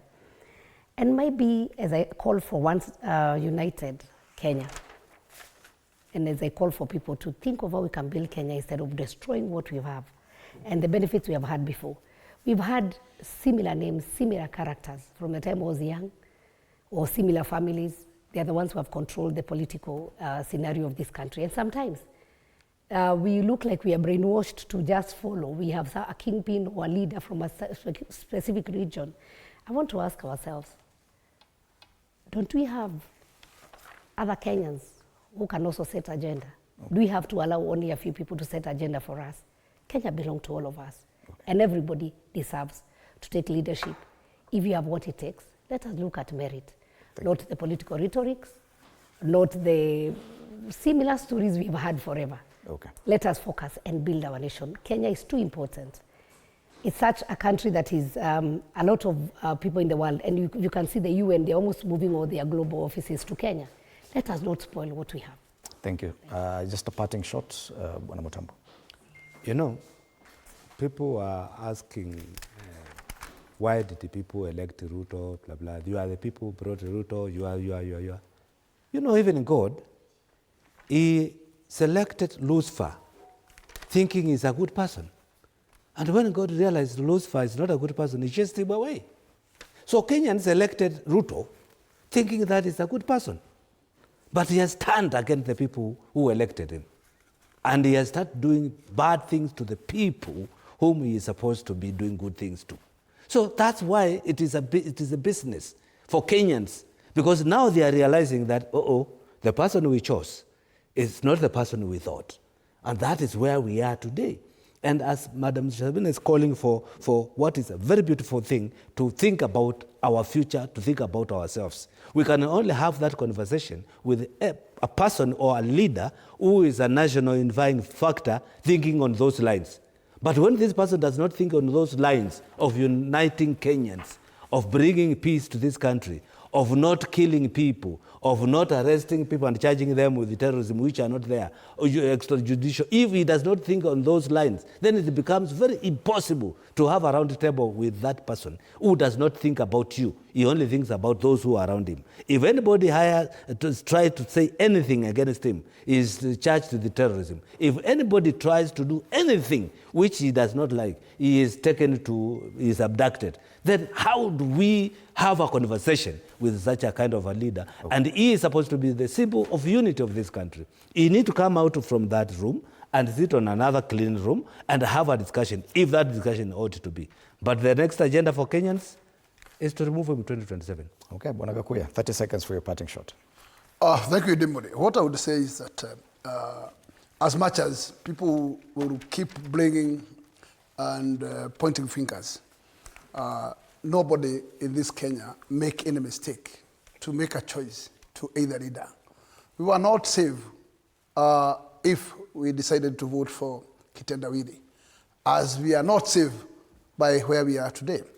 And therefore, no single person can direct any single finger to any Kenyans who made his choice. What I would say, the problem is not the people of Kenya, and the problem is not the voters, but the problem is leaders who seek for positions, because they use what we call very good terms, very good tongues, very good manifestos, but they are unable to follow their manifestos to the letter to deliver what they promise Kenyans. Right. If William Ruto could have followed his manifesto to date, he would be having no problem with Kenyans. And if William Ruto could have othered to speak to Kenyans before dictating policies and taxes to them, Kenyans could not be at the jittery point they are.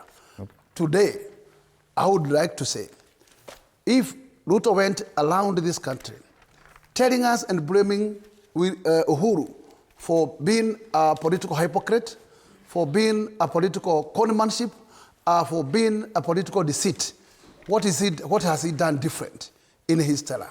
And therefore, I'm telling you, the problem is not the people of Kenya, but the problem is political hypocrites who seek votes from Kenyans wearing the sheep skin, but inside themselves, they are different people. All right. Thank you so much, James Gakuya, MP Embakasi North, Joe Mutambo, former MP Mwangi Central, and Sabina Chege, who's a nominated MP. Thank you so much for your time at TV47 and for the discussions and robust debate we've had. The headlines: Eyes on Judiciary, that's a Daily Nation; Cornered by Public, that's The Standard. And just a quick run through. Kila serikali na mbwa kali wake, Taifa Leo. And then Raila happens to be on 2 front pages. Raila's 2027 polls, game plan unfolds. And on the People Daily, Ruto-Raila pact opens battle for ODM bedroom. That's the big headlines this morning. After the break, we still continue with matters. Intergenerational national conclave. Is it dialogue or division?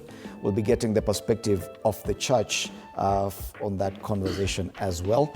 My colleague Anodida will be conducting that. My name is Fred Ndeboli. Have a good morning.